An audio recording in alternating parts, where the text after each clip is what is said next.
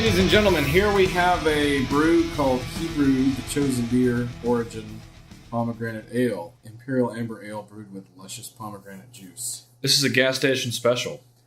Now, see, we didn't have an ad copy for it because Mike strategically waited to tell me what he purchased until after I had left, after printing them out. Nope, here we go. All right, here's something we can read. All right, government warning. According to the Surgeon General, women should not drink alcoholic beverages during pregnancy because of the risk of birth defects. Stop it, fuckface. What are you doing? What do you want? What? Pour the beer. Pour the beer. It's not my job. I know, so I'm trying to hand it to Andrew so he can pour the beer. I was reading. Completely and utterly delicious. Patterson's tasting panel. Who the fuck is Patterson? Fuck if I know. This is a wonderfully made beer inviting from the gate. Draft magazine. Who the fuck's Draft magazine? Schmaltz.com. Schmaltz? Schmaltz.com. I have no... My Yiddish is non-existent. Here we are.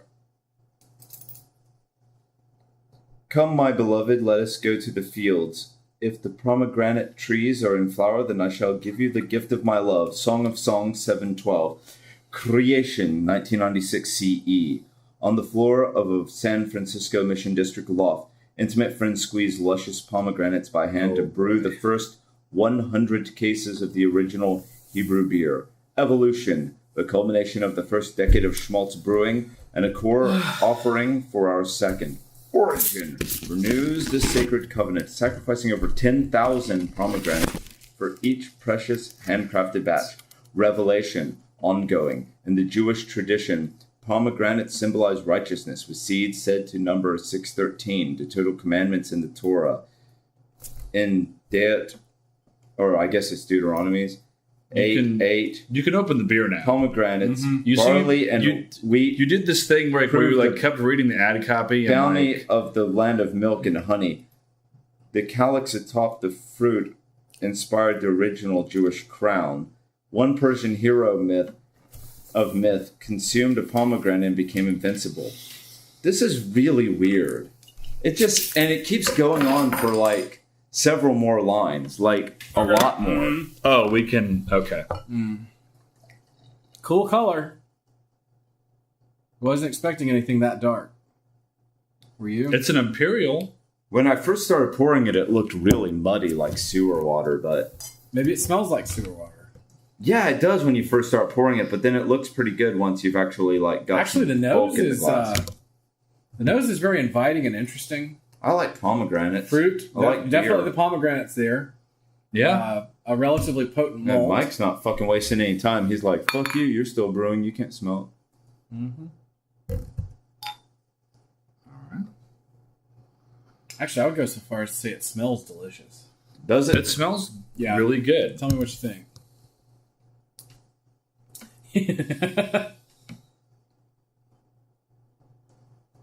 Wow. And I think it's kosher as well. That is certainly. It has a picture of an Orthodox guy on it, so maybe I don't know. I don't know much about apostrophe culture. brew. Yeah. Hebrew. Oh man. 8% alcohol. Wow. That smells. It smells really good. You know what this reminds me of? I'm almost intimidated to taste it because I want. You know what this reminds me of? What? This is very. The nose is very, very reminiscent. Because it doesn't smell like fresh pomegranates and pomegranate juice. It smells like dried. Mm-hmm. Yes. It smells like dried roasted figs. Pomegranates. Yes. All right, let's give it a sip. I don't know. I don't know about that. There are things I really like about that. But it is really sweet, and it's really tart, and weird as shit. I feel like this needed more hops to balance it. I don't.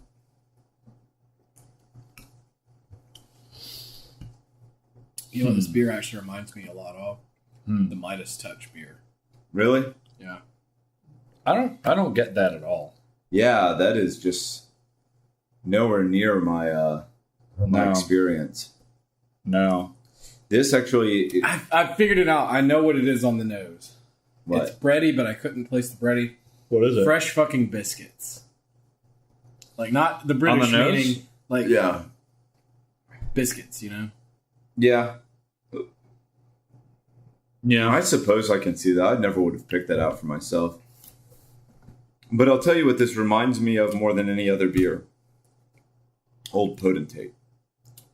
That is exactly what I was going to say. It's similar, but I honestly feel that it's... No, that's it's exactly... a step above. This reminds me of Old Potentate. Like, that sort of old ale.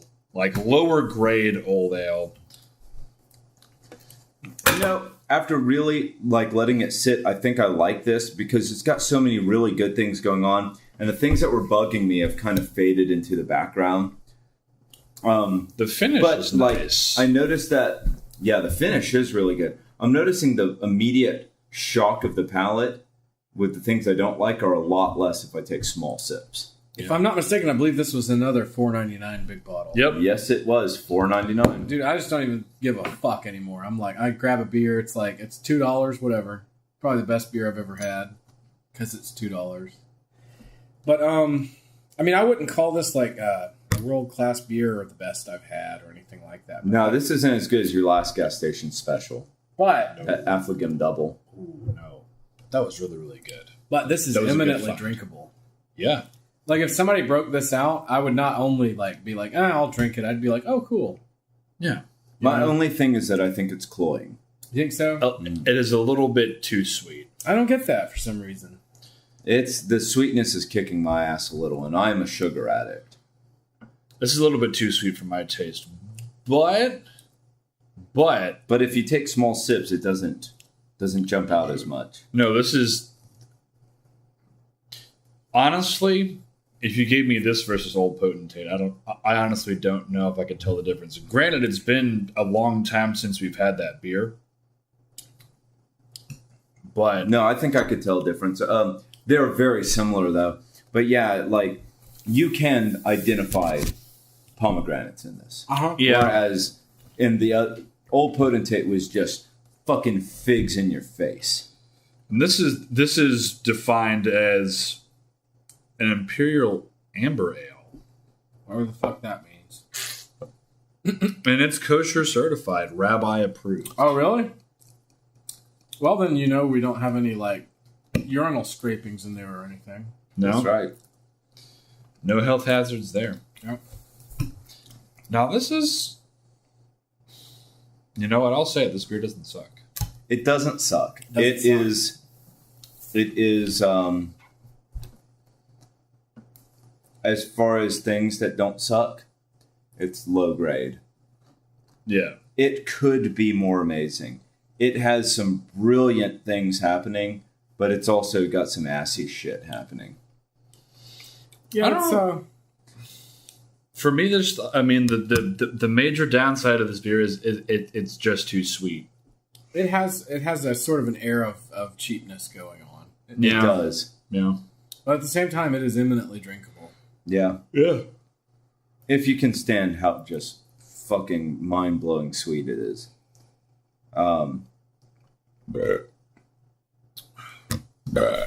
Yeah. Wow, that is sweet as shit, man. No, but you're right. Like if you take smaller sips, it's much more Manageable. It's a much more manageable beer. Yeah. Yeah. This is. You know what? I changed my vote. Yeah. Yep, because I took a sip just now, and it made me go, and I went, yeah, that's. You know, I'm trying. I think it's me being optimistic, going it doesn't suck because it's got things that I really like happening in it. Right. And it's got some of those old ale things that I really love happening. But the things that are bugging me are actually making it physically difficult for me to swallow sips of it. And that makes me start thinking through, if I had a big bottle of this at home, would I be able to fucking finish it? Right. No way, man. I'm not going to be able to finish this.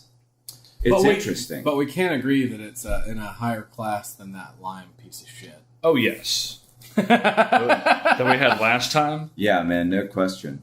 This isn't making me reach for crackers or anything. This is actually like giving me some consternation. I'm just like, I'm not sure how I want to do this. But I think in the end, because of the fact that the sweetness is overwhelming me, making me like gag a little bit. I think a 2 in favor and 1 against is totally I honestly think justifiable that's fair for this beer because this beer is not like mind-blowingly good or anything. It's certainly not world class, but it's not bad. Not bad at all. I think that if they had the level of hops that you get in an old ale, this would have been a lot better. Yeah, because it would have offset that sweetness. Yeah, you're right. You're right. Provided some balance to that because plenty of the old ales we've had have been really, really sweet, but they're also really, really hoppy. They are, and it's surprising how hoppy they actually are because it doesn't really come out in the beer. But like the way, not really to me anyway. The way they're balanced is like, there's hops there, but there's enough malt there to where it's like, okay. And it doesn't matter whether this is actually trying to be that style. If you're putting forward this big malt and you're putting forward this big fruit and sweetness, then, it just stands to reason. That there's something there to kind of like balance that out. Right. And here it's not really there. But, this beer doesn't suck. So, you had another sip of it and it made you want another sip. Which made him want another. And another, and another. It's like if you give a mouse a cookie, blah, blah, blah, blah, blah, blah, blah, blah, yeah. blah. Yeah, no. So that's your verdict. Yeah, this beer it makes you want to keep drinking it and not in a, way like, oh man, what the fuck am I drinking way? We've had a couple of those where we were inclined to keep drinking it even though we hated it. Yeah. It's like, no, this isn't like that. This is... Right. No, this beer didn't suck. Hebrew... Whatever. Origin, pomegranate, ale. Origin, pomegranate ale, imperial ale, blah, blah, blah. Yeah, beer didn't suck. And it's cheap. Sucks. Do better. Doesn't suck.